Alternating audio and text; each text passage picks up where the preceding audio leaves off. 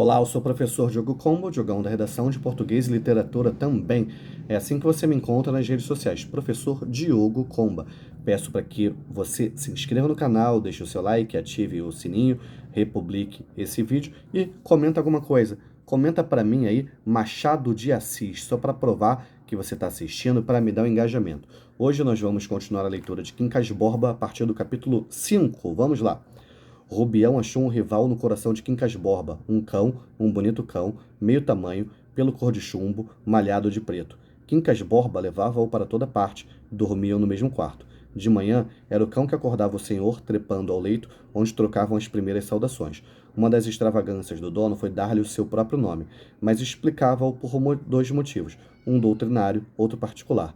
Desde que o humanitas, segundo a minha doutrina, é o princípio da vida e reside em toda parte, existe também no cão, e este pode assim receber um nome de gente, seja cristão ou muçulmano. Humanitas, humanidade em latim. Bem, mas por que não lhe deu antes o nome de Bernardo? Disse Rubião com pensamento em um rival político da localidade.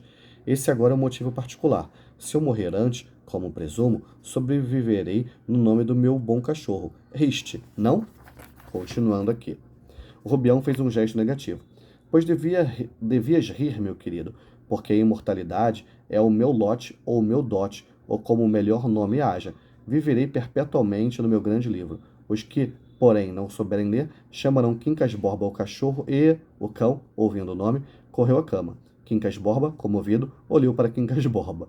Meu pobre amigo, meu bom amigo, meu único amigo. Único? Desculpa-me, tu também o és, bem sei, e agradeço-te muito, mas a um doente perdoa-se tudo. Talvez esteja começando meu delírio. Deixa ver o espelho. O Rubião deu-lhe o espelho. O doente contemplou por alguns segundos a cara magra, o olhar febril, com que descobria os subúrbios da morte, para onde caminhava a passo lento, mas seguro. Depois, com um sorriso pálido e irônico. Tudo que está cá fora corresponde ao que sinto cá dentro. Vou morrer, meu caro Rubião. Não gesticules, vou morrer, e que morrer para ficares assim espantado. Sei, que você tem umas filosofias, mas falemos do jantar. Que há de ser hoje? Quincas Borba sentou-se na cama, deixando pender as pernas, cuja extraordinária magreza se adivinhava por fora das calças. Que quer? Acudiu Rubião. Nada, respondeu o enfermo sorrindo. Umas filosofias. Com que desdém me dizes isso? Repete, anda, quero ver outra vez. Umas filosofias. Mas não é por desdém, pois eu tenho capacidade para desdenhar de filosofias. Digo que você pode crer que a morte não vale nada, porque terá razões, princípios. Quincas Borba procurou com os pés as chinelas. O Rubião chegou-lhes. Ele calçou-as e pôs-se a andar para esticar as pernas. Afagou o cão e acendeu um cigarro. O Rubião quis que se agasalhasse e trouxe-lhe um fraque, um colete, um chambre, um capote, à escolha. Quincas Borba recusou-os com um gesto. Tinha outro ar agora. Os olhos metidos para dentro vinham pensar o cérebro. Depois de muitos passos, parou, por alguns segundos, diante de Rubião. Vamos lá para o capítulo 6 agora. Para entenderes bem o que é a morte e a vida, basta contar-te como morreu minha avó. Como foi? Senta-te. Rubião obedeceu, dando ao rosto o maior interesse possível, enquanto Quincas Borba continuava a andar. Foi no Rio de Janeiro, começou ele, de frente da capela, só para ver o tamanho desse capítulo aqui, que é meio grandinho, mas vamos lá. Defronte da Capela Imperial, que era então real, em dias de grande festa. Por que tinha festa aqui, ó? Referência à Igreja de Nossa Senhora do Carmo, na atual Rua 1º de Março. Foi capela real durante a permanência de Dom João VI do Brasil, de 1808 até 1821. Depois disso, até a proclamação da República, foi capela imperial. Continuando aqui, ó. Que era então real, em dia de grande festa, minha avó saiu, atravessou o adro para ir à cadeirinha, que esperava no Largo do Paço. Largo do Paço, cadê? Atual Praça 15 de Novembro. Gente como formiga. O povo queria ver entrar as grandes senhoras nas suas ricas traquitanas. No momento em que minha avó saía do adro para ir à cadeirinha, um pouco distante, aconteceu espantar-se uma das bestas de uma sege. A besta disparou, a outra imitou, confusão, tumulto, minha avó caiu, e tanto as mulas como a sege passaram-lhe por cima. Foi levada em braços para uma botica da rua direita. Veio um sangrador, mas era tarde. Rua direita, atual Rua 1º de Março. Sangrador, tal como o barbeiro, era uma espécie de prático em medicina, que acorria em casos de acidente e fazia sangrar, por incisões, ferimentos em que houvesse sangue coagulado, procedimento que se supunha de grande valor terapêutico. E olha que absurdo, né, cara? Vamos lá. Tinha a cabeça rachada, uma perna e ombro partidos, era toda sangue, expirou, ou seja, faleceu minutos depois. Foi realmente uma desgraça, disse Rubião. Não. Não? Houve o resto. Aqui está como se tinha passado o caso. O dono da sege estava no adro e tinha fome, muita fome, porque era tarde e almoçara cedo e pouco. Dali pôde fazer sinal ao cocheiro, este fustigou as mulas para ir buscar o patrão. A sege, no meio do caminho, achou um obstáculo e derrubou-o. Esse obstáculo era minha avó. O primeiro ato dessa série de atos foi um movimento de conservação. O Manitas tinha fome. Se em vez de minha avó fosse um rato ou um cão, é certo que minha avó não morreria. Mas o fato era o mesmo. O Manitas precisa comer. Se em vez de um rato ou de um cão... Perdão. Cadê? Precisa comer. Se em vez de um rato ou um cão fosse um poeta, Byron ou Gonçalves Dias diferia o caso no sentido de dar matéria a muitos necrológios. O que é necrológio? George Gordon Noel Byron, o mais representativo poeta romântico inglês. Antônio Gonçalves Dias, um dos mais importantes poetas românticos brasileiros. Mas o fundo subsistia. O universo ainda não parou por lhe faltarem alguns poemas mortos em flor na cabeça de um varão ilustre ou obscuro. Mas Humanitas, isto importa antes de tudo, Humanitas precisa comer. O Rubião escutava com a alma nos olhos, sinceramente desejoso de entender, mas não dava pela necessidade que o amigo atribuía à morte da avó. Seguramente o dono da sege, por muito tarde que chegasse a casa, não morria de fome, ao passo que a boa senhora morreu de verdade. E para sempre.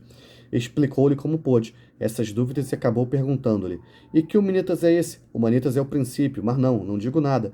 Tu não és capaz de entender isto, meu caro Rubião. Falemos de outra coisa. Diga sempre. Quincas Borba, que não deixara de andar, parou alguns instantes. Queres ser meu discípulo? Quero. Continuando aqui, ó. Bem, irás entendendo aos poucos a minha filosofia. No dia em que a houveres penetrado inteiramente, nesse dia terás o maior prazer da vida, porque não há vinho que embriague como a verdade. Crê-me, o humanitismo é o remate das coisas, e eu, que o formulei, sou o maior homem do mundo. Olha, vês como meu bom Quincas Borba está olhando para mim. Não é ele? É Humanitas. Olha só isso, né? Mas que Humanitas é esse? Humanitas é o princípio. Há nas coisas todas certa substância recôndita e idêntica, um princípio único, universal, eterno, comum, indivisível, indestrutível. Ou, para usar a linguagem do grande Camões, uma verdade que nas coisas anda, que mora no visível e invisível. Referência aos versos 26 e 27 da Elegia 5, do poeta português Luís Vaz de Camões. Kiko, para! Desculpa, meu cachorrinho tá atrapalhando aí.